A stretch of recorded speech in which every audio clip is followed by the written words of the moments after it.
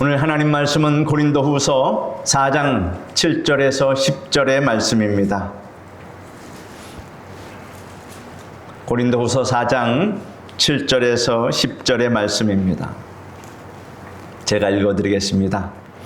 우리가 이 보배를 질그릇에 가졌으니 이는 심히 큰 능력은 하나님께 있고 우리에게 있지 아니함을 알게 하려 함이라. 우리가 사방으로 우겨쌈을 당하여도 쌓이지 아니하며 답답한 일을 당하여도 낙심하지 아니하며 박해를 받아도 버림받지 아니하며 거꾸러뜨림을 당하여도 망하지 아니하고 우리가 항상 예수의 죽음을 몸에 짊어짐은 예수의 생명이 또한 우리 몸에 나타나게 하려 함이라. 아멘. 오늘은 우리가 이 보배를 질그릇에 가졌으니 이러한 제목으로 말씀해 드리겠습니다. 오늘 본문 말씀은 기독교인의 삶의 진실한 모습을 적절하게 표현한 말씀입니다. 우리가 이 보배를 질그릇에 가졌으니 이는 심히 큰 능력은 하나님께 있고 우리에게 있지 아니함을 알게 하려 함이라. 우리가 사방으로 우겨쌈을 당하여도 쌓이지 아니하며 답답한 일을 당하여도 낙심하지 아니하며 박해를 받아도 버림받지 아니하며 거꾸러뜨림을 당하여도 망하지 아니하고 우리가 항상 예수의 죽음을 몸에 짊어짐은 예수의 생명이 또한 우리 몸에 나타나게 하려 함이라 하였습니다. 우리가 이 말씀의 깊이를 깨닫고 이 지식에 따라 살아가는 만큼 가장 가치 있고 은혜로운 삶을 누리게 될 것입니다. 그러므로 저는 본문의 말씀의 깊은 뜻을 성도 여러분과 함께 상고해 보고자 합니다. 성경은 하나님은 토기장이시며 우리는 하나님이 지으신 질그릇이라고 했습니다. 창세기 2장 7절에 보면 여호와 하나님이 땅의 흙으로 사람을 지으시고 하였습니다. 이 말씀을 보면 우리가 질그릇이라는 사실이 더욱더 실감이 됩니다. 인간은 모두 질그릇입니다. 질그릇은 여러분 아시다시피 쉽게 부서지는 약한 그릇입니다. 이러므로 인간은 불완전하고 연약한 존재라는 뜻입니다. 서로 사람들이 이뤄놓은 일들이 위대하다 하더라도 질그릇 같은 인간의 본질은 달라지지 않습니다. 사람들은 오늘날의 과학, 문명의 눈부신 발전을 자랑합니다. 참으로 휘황찬란합니다. 그 결과로 인간은 이전보다도 더 편리하고 풍요로운 생활을 하게 되었습니다. 여러분, 지금 날씨가 얼마나 덥습니까? 예전 같으면 여러분은 부채 하나 가지고 여름을 넘겨야 했는데 지금은 편리하게 에어컨을 틀면서 그래도 이 여름을 견뎌낼 수 있다라고 하는 사실이 얼마나 감사합니까?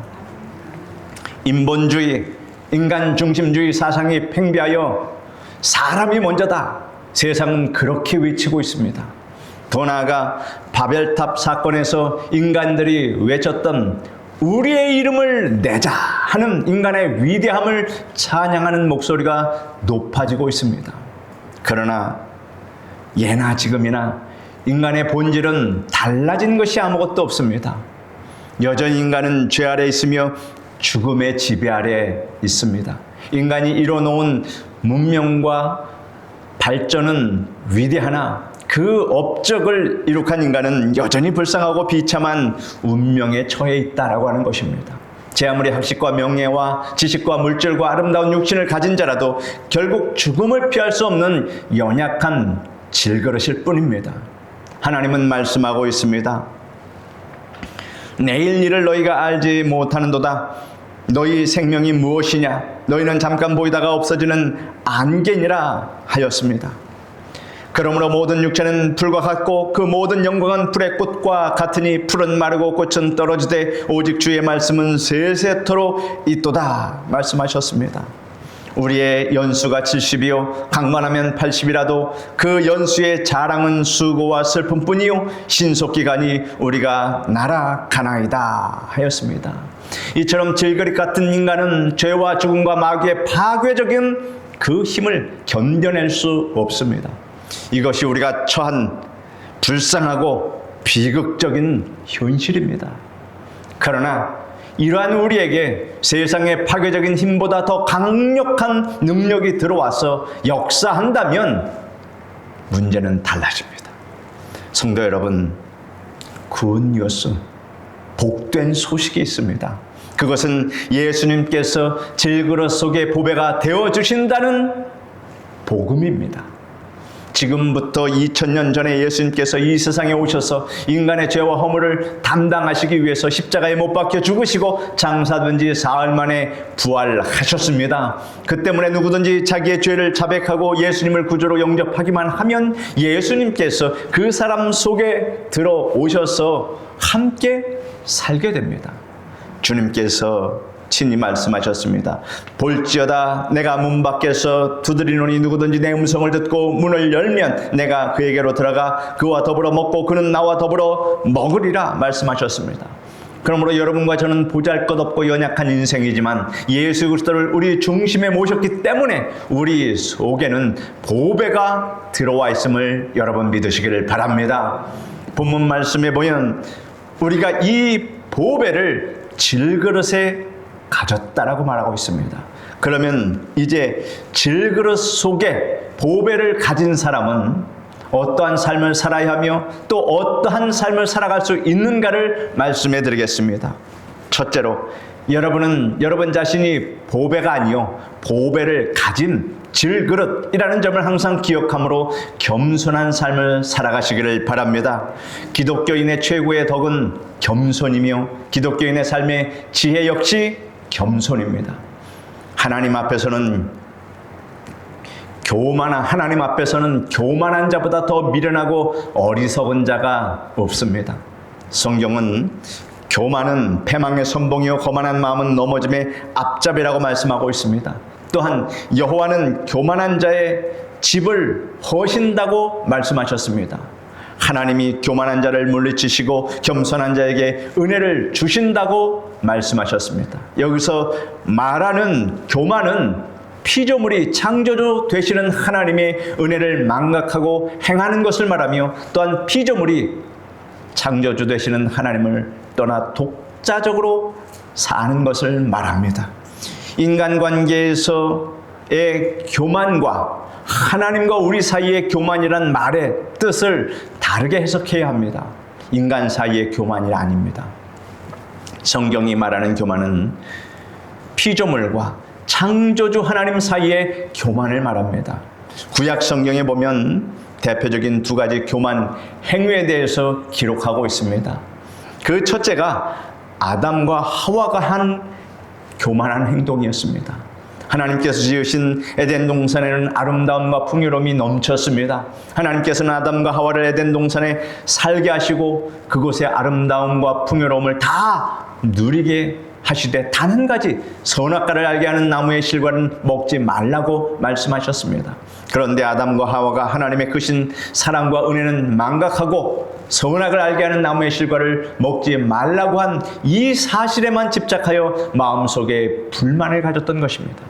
그들은 하나님처럼 되겠다고 하나님을 떠나 독자적으로 살겠다고 선악을 알게 하는 나무의 실과를 따 먹었습니다. 이보다 더 교만한 행위가 어디 있겠습니까? 교만은 멸망의 선봉이요 넘어짐의 앞잡이라는 성경 말씀 그대로 그들은 행복을 잃어버리고 말았습니다. 두 번째는 홍수 후에 노아의 후손 가운데 니므롯이라는 영걸의 행위입니다.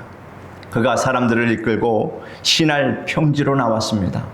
사람들이 자, 우리가 성과대를 쌓아 대꼭대기를 하늘에 닿게 하여 우리 이름을 내고 온 지면에 흩어짐을 면하자 라고 말하고 성과대를 쌓기 시작했습니다. 그들은 하나님의 뜻을 거역한 것입니다. 하나님께서는 그들에게 번성하여 땅에 충만하라, 흩어지라. 그래서 흩어짐을 면하라 이렇게 흩어지라고 하였는데 그들은 흩어짐을 면하자 이렇게 거꾸로 말한 겁니다. 뿐만 아닙니다. 그들은 성과 대를 쌓고 대꼭대기를 하늘에 닿게 하여 그들의 이름을 내려고 하였습니다. 명성을 내려 했던 것입니다. 인간의 위대함을 높임으로 하나님보다 높아지려고 했던 것입니다. 이것이 교만입니다. 그 때문에 하나님께서 강림하셔서 그들의 언어를 혼잡게 하셨습니다. 그러자 그들 사이에 혼돈과 분열이 생겨 성과 대를 쌓는 일이 중단되고 사람들이 산지 사방으로 흩어지게 되어 그들의 계획은 무산되고 말았습니다. 예수님께서 비유로 하신 말씀 가운데 탕자의 이야기가 나옵니다. 탕자는 아버지에게 가서 아버지, 내게 돌아올 분깃을 내게 주옵소서라고 졸랐습니다. 그는 아버지의 은혜와 사랑에 고마움을 망각하고 아버지를 떠나 독자적으로 살려고 했습니다. 여기에 아버지는 육신의 아버지가 아닌 하나님 아버지를 의미합니다. 그리고 탕자는 아버지 하나님의 은혜와 사랑을 망각하고 아버지 하나님을 떠나 살려고 하는 어리석은 세상 인생들을 상징하고 있습니다. 아버지를 떠난 탕자는 흉년을 만나고 기근을 만나며 짐승과 같은 생활을 하게 되었습니다. 사울 왕은 한때 몹시 겸손한 그런 왕이었습니다. 그가 이스라엘의 왕이 되기 전에 아버지의 잃어버린 나귀를 찾아 그것을 찾기 위해서 이곳저곳으로 헤매다가 사무엘 선지자를 찾아갔습니다. 사울이 사무엘 선지자를 찾아오기 전에 하나님께서는 사무엘 선지자에게 사울이 이스라엘 왕이 된다는 것과 그에게 기름 부으라고 미리 말씀을 해주셨습니다. 사울이 찾아오자 사무엘 선지자는 그에게 하나님의 말씀을 전해주고 기름을 부었습니다. 결국 사울은 이스라엘의 초대 왕으로 뽑혔습니다. 그러나 이스라엘 왕이 되기에는 자신이 너무 부족하다고 생각한 사울은 부끄러워서 숨었습니다. 이같이 사울은 처음에 겸손했습니다. 사람들은 숨어있는 사울을 찾아내며 대관식을 거행했습니다. 하나님께서 겸손한 사울 왕에게 많은 복을 주셨으므로 백성들은 사울 왕을 존경했으며 그의 명령을 순복했습니다. 그러므로 그는 조금도 부족함이 없는 왕의 권세와 지위를 가지고 백성을 다스리기 시작했습니다. 그런데 세월이 갈수록 사울 왕은 점점 교만해졌습니다. 그는 자기의 힘과 능력과 지혜로 왕이 되었고 백성을 잘 다스린다고 그렇게 생각한 것입니다. 그는 하나님의 사랑과 은혜를 망각했으며 하나님을 떠나 자기 마음대로 생각하며 판단하고 행동했습니다. 하나님께서 선지자를 통해서 그에게 할 일을 분명히 말씀해 주셔도 그는 자기 생각대로 해버렸습니다. 그 결과 그는 왕의 자리도 빼앗기고 나중에는 전쟁터에서 아들과 함께 비참하게 죽고 말았습니다. 겸손히 행하면 하나님의 복이 따르나 교만하면 언제나 하나님으로부터 버림받게 된다는 이 사실을 여러분 아시기를 바랍니다. 사울 왕이 왜 교만하게 되었습니까? 그는 왕관을 쓰고 왕좌에 앉아 있어도 자기 내면을, 자기 자신을 들여다 보지 못했다는 것입니다. 자신이 질그릇에 불과한 인간이라는 것을 알았어야 했는데 이를 알지 못하고 자기 자신이 보배인 줄 알았다는 것입니다. 반면에 다윗 왕은 늘 겸손했습니다. 그는 어떠한 경우에도 언제나 하나님께서 자기의 힘이 되시고 자랑이 되시고 생명의 원천이 되심을 노래했고 자신이 보배라고 주장한 적이 없습니다. 그는 하나님의 뜻에 굴복하며 살기를 원했고 하나님의 은혜를 망각하지 않고 하나님을 높여 찬양했습니다. 시편 18편 1절에서 3절에 보면은 나의 힘인 여호와여 내가 주를 사랑하나이다. 여호와는 나의 반석이시요 나의 요새시요 나를 건지시는 이시요 나의 하나님이시요 내가 그 안에 피할 나의 바위시요 나의 방패시요 나의 구원의 뿌리시요 나의 산성이시로다. 내가 찬송받으실 여호와께 아뢰리니 내 원수들에게서 구원을 얻으리로다 라고 했습니다. 그는 언제나 하나님의 높고 위대하심을 이와 같이 찬양했으며 자신은 아무것도 아님을 외쳤습니다. 또 시편 27편 1절에 보면 여호와는 나의 빛이요 나의 구원이시니 내가 누구를 두려워하리요 여호와는 내 생명의 능력이시니 내가 누구를 무서워하리요. 오직 하나님만을 높이며 하나님만을 의지하는 이러한 삶을 살았다고 하는 이 다윗의 신앙을 여러분이 가지시기를 바랍니다. 여러분이 다윗의 신앙을 가지시면 하나님께서 여러분을 얼마나 이뻐하실까, 얼마나 귀하게 여기실까. 그러므로 여러분, 우리는 누구를 신앙의 본으로 삼을까 염려할 필요가 없습니다. 다윗의 신앙을 본으로 삼으시고 신약시대에 사도 바울의 신앙을 여러분 본으로 삼는 여러분 되시기를 바랍니다. 여러분 잘 아는 시편 23편 1절 말씀 같이 1절에서 2절 말씀 같이 읽어보겠습니다. 여호와는 나의 목자시니 내게 부족함이 없으리로다. 그가 나를 푸른 풀밭에 누이시며 쉴 만한 물가로 인도하시는도다. 다윗은 언제나 자신의 연약함을 자각했고 보배롭고 전능하신 하나님을 찬양했습니다. 그 때문에 그는 참으로 위대한 인생을 살게 되었던 것입니다.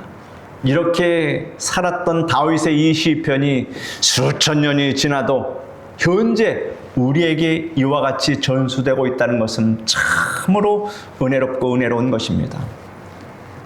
사도 바울은 유대교의 전통 학파인 바리새인의 아들로 최고의 율법학자 가말리엘의 문화생으로 그 문화에서 학문을 배웠으며 베냐민 지파로서 혈통적으로 자랑할 만한 그런 가문 출신이었습니다. 그는 히브리인의 혈통을 이어 받은 자였고 동시에 헬라 문화 속에서 자라 헬라어에도 능통했던 국제적인 인물이었습니다.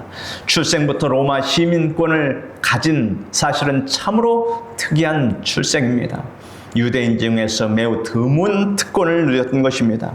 또한 다소라는 학문의 도시에서 성장하면서 당대 철학과 사상에 대해서도 깊은 이해를 가지고 있었던 학식 있는 인물이었습니다.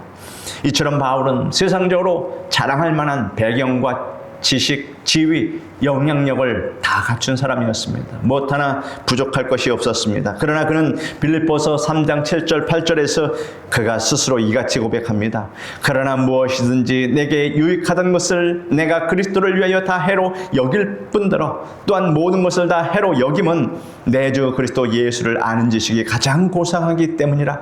내가 그를 위하여 모든 것을 잃어버리고 배설물로 여김은 그리스도를 얻고 하였습니다. 모든 것을 다 배설물로 여길지라도 그리스도를 얻는다. 여러분, 나의 모든 것을 다 잃는다 해도 예수 그리스도만 얻으면 모든 것을 다 얻은 자가 된다는 이 사실을 여러분 꼭 믿으시기를 바랍니다.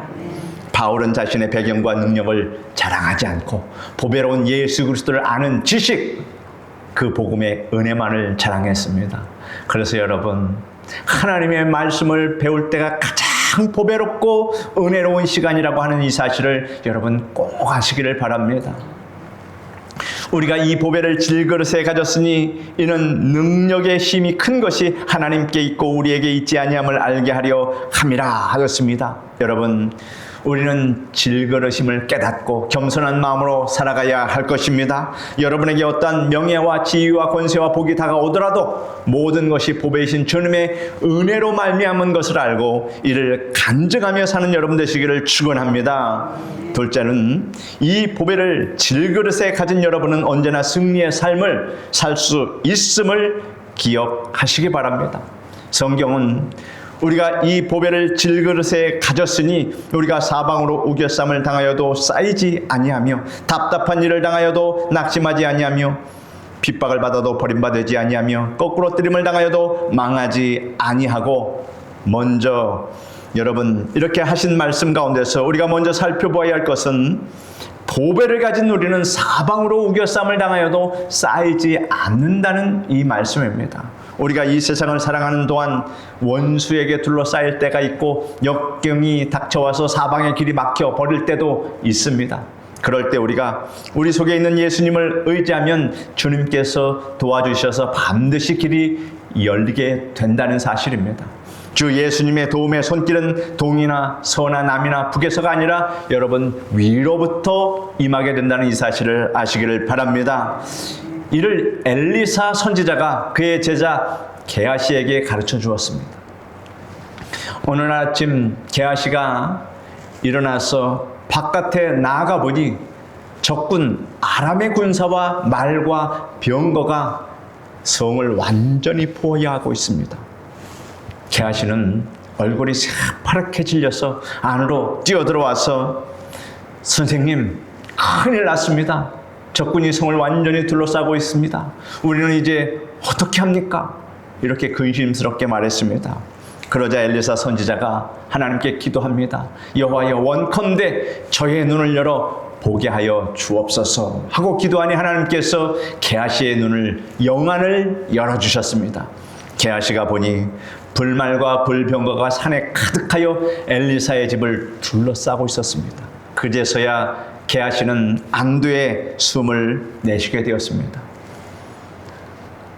또 앞에는 장일한 홍해가 가로막고 뒤에는 애국 군대가 추격해 오고 있어서 이스라엘 백성들이 진퇴유곡에 빠졌을 때 모세가 하나님께 기도하자 위로부터 하나님의 능력이 임하여 홍해의 바닷물을 갈라 길을 만들어 주셨고 이로 말미암아 이스라엘 백성들은 무사히 홍해를 육지같이 건너갔습니다. 오늘날도 동서남북 사방의 길이 다 막혀도 우리의 보배이신 주님만 바라보고 나아가면 주님께서 그 길을 열어 주십니다. 그리고 보배를 가진 우리는 답답한 일을 당하여도 낙심하지 않습니다. 우리는 세상을 살아가는 동안 억울한 일을 이해하기 어려운 고난, 슬픔을 당할 때가 있습니다. 누구도 설명할 수 없는 일들입니다. 이럴 때 사람들은 낙심하여 깊은 좌절을 느끼며 자포자기와 절망에 빠지는 일이 많습니다. 심지어 생명을 놓아버리는 사람도 있습니다. 그러나 질그릇 속에 보배를 가진 사람은 낙심하지 않고 난국을 극복하고 이겨냅니다. 보배이신 예수님께서 성령의 능력으로 위로와 소망을 주시기 때문입니다. 그리고 보배이신 예수님을 마음속에 모신 우리는 핍박을 받아도 버림받지 아니합니다. 예수님을 모시고 사는 사람이 세상에서 핍박을 전혀 받지 않는다면 그것이 오히려 이상한 일입니다. 예수 안에서 경건하게 살고자 하는 사람은 핍박을 받게 되는 것입니다. 예수님을 믿는다는 한 가지 이유로 우리는 직장에서 배척을 받을 때가 있습니다. 그리고 가족, 친구, 이웃으로부터 소외당하기도 합니다. 그러나 사람에게 배척받는 일은 두려운 일이 아닙니다. 가장 무서운 일은 하나님으로부터 배척받는 것입니다. 하나님으로부터 버림받는 일보다 더 두렵고 불행한 일이 세상에 어디 있겠습니까? 우리는 핍박을 받을 때 하나님이 함께 하시고 도와주심으로 버림받지 않는다는 것을 믿고 용기를 가져야 할 것입니다. 성경은 나로 말미암아 너희를 욕하고 박해하고 거짓으로 너희를 거슬러 모든 악한 말을 할 때에는 너희에게 복이 있나니 기뻐하고 즐거워하라. 하늘에서 너희의 상이 큼이라. 이렇게 약속하여 주셨습니다. 또 너희가 그리스도의 이름으로 치욕을 당하면 복 있는 자로다. 영광의 영 곧 하나님의 영이 너희 위에 계심이라. 그러므로 핍박을 받을 때 결코 슬퍼하거나 외로워하지 마시기를 바랍니다. 하나님께서 우리에게 큰 상을 예비해 놓고 있음을 아시기를 바랍니다. 무언가 고생을 할 때 대가가 주어지면 그것을 고생으로 여기는 사람이 없습니다. 누군가 일을 열심히 할 때 그 대가가 충분하면 그 열심히 일한 것에 대해서 자기 불평을 하지 않게 된다는 얘기입니다. 하나님은 여러분의 인생의 모든 삶에 있어서 모든 보상을 다 예비하여 주시니 여러분, 우리가 힘들게 사는 것 같지만 사실은 즐겁게 사는 것입니다. 하나님의 그 어마어마한 그 보상과 상급을 우리가 받는 그 순간을 항상 여러분 염두에 두며 항상 기쁘고 즐겁게 살아갈 수 있는 여러분 되시기를 바랍니다. 핍박을 받는 자는 하늘에서 큰 영광을 받는다고 우리에게 말씀하셨으므로 우리는 결코 버림받지 않는 자다라고 하는 이 믿음을 가질 수 있습니다. 그리고 마음속에 보배이신 예수님을 모신 사람은 거꾸러뜨림을 당하여도 망하지 않습니다. 아멘. 우리는 망하지 않습니다. 세상은 기독교인을 거꾸로 뜨리려고 부단히 애쓰고 있지만 망하지 않습니다. 전능하신 하나님이 뒤에 계신데 어떻게 망하게 할 수 있습니까? 하나님이 그거 지켜보시겠습니까? 역사를 보면 이를 부인하지 못할 것입니다. 수많은 나라와 민족이 얼마나 교회와 기독교인을 거꾸로뜨려 망하게 하려고 했습니까? 로마 시대의 기독교인을 무참하게 사자밥이 되고 십자가에 매달려 죽게 하고 그렇게 갖은 핍박을 당하였지만 결국은 로마가 예수님을 믿게 되었습니다. 믿는 것을 떠나서 예수 그리스도를 아예 그 로마의 국교로 만들어 버렸습니다. 하나님이 그렇게 하신 것입니다. 수많은 나라와 민족이 얼마나 교회와 기독교를 거꾸로 들여서 망하게 하려고 그렇게 했었습니까? 그러나 교회나 성도를 넘어뜨리려는 개인과 나라는 오히려 그들이 망했지만 교회는 망하지 않고 오히려 불같이 일어나고 왕성하였으며 고난을 당할수록 성령께서 더 강력하게 역사해 주셨다는 것을 우리는 지나온 세계 역사 속에서 증명할 수 있습니다. 특히 북한의 공산당이 6.25 때 이 남한의 침투에서 전쟁을 벌여 남한에 내려와서 한 일이 무엇입니까? 무수한 생명을 빼앗아갔습니다. 특히나 교회의 예배당을 불살라버리고 목사님을 처참히 죽이고 성도들을 죽이고 이러한 잔악 무도한 일들을 행했다라는 것입니다. 그 결과 어떻게 됐습니까? 지금 북한은 아주 끔찍한 나라가 되어 있고 우리나라는 기독교 국가가 돼서 이렇게 하나님을 잘 섬기는 그러한 나라가 되었다라고 하는 것을 우리가 역사적으로 증거할 수 있습니다. 사탄의 세력이 다가와서 넘어뜨리면 넘어질 때도 있습니다. 그러나 보배로우신 예수님이 손잡아 붙들어 주심으로 다시 일어나기 때문에 결코 망하지 않습니다. 그리고 우리를 넘어뜨리는 자를 결국엔 변화시킬 것이며 땅끝까지 복음을 전하며 가정과 사회와 세계를 기독교의 복음으로 채워놓고 예수님의 강림을 기다릴 것입니다. 사랑하는 성도 여러분, 기독교인이란 질그릇 속에 보배이신 예수님을 모신 사람을 말합니다. 이 보배를 질그릇 속에 가진 사람의 삶의 특징은 겸손과 승리의 인생이라고 하는 사실입니다. 기독교인은 언제나 겸손합니다. 지위를 가져도 겸손하고 명예를 얻어도 겸손하고 재물을 얻어도 겸손하고 재능이 있어도 겸손합니다. 만약에 이런 것을 얻고도 겸손하지 않는다면 그는 기독교인이 아니라고 하는 것을 자기가 증명하는 것입니다. 나의 지위, 권세, 재물, 능력이 나로 말미암은 것이 아니라 내 속에 보배로 계신 주님께서 주신 것임을 기억하고 있기 때문에 우리는 교만할 수 없습니다. 그리고 기독교인은 언제나 승리의 찬송을 부르는 사람입니다. 사방으로 우겨쌈을 당하여도 쌓이지 아니하고 답답한 일을 당하여도 낙심하지 아니하고 핍박을 받아도 버림받지 아니하고 거꾸로 뜨림을 당하여도 망하지 않기 때문에 늘 승리할 수 있다라고 하는 사실입니다. 여러분, 이 믿음을 갖는 여러분 되시기를 바랍니다. 오늘 말씀을 우리 다 같이 읽으며 설교를 마치겠습니다.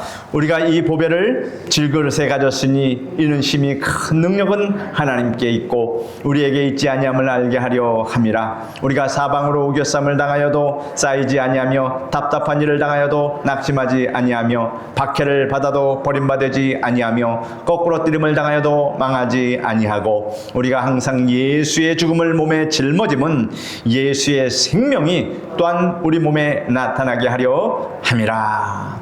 이 신앙의 고백이 바로 여러분의 고백이 되기를 보배로우신 예수님의 이름으로 축원드립니다.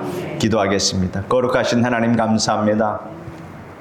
질그릇 같은 우리에게 임하셔서 우리의 보배가 되어주신 예수 그리스도의 그 은혜와 사랑을 감사드립니다. 그러므로 우리는 비록 질그릇에 불과하지만 우리 안에 예수 그리스도가 있음을 알고 하나님 항상 기뻐하며 즐거워하며 감사가 넘치는 믿음의 삶을 살게 도와주시옵소서. 예수님의 이름으로 기도드립니다. 아멘.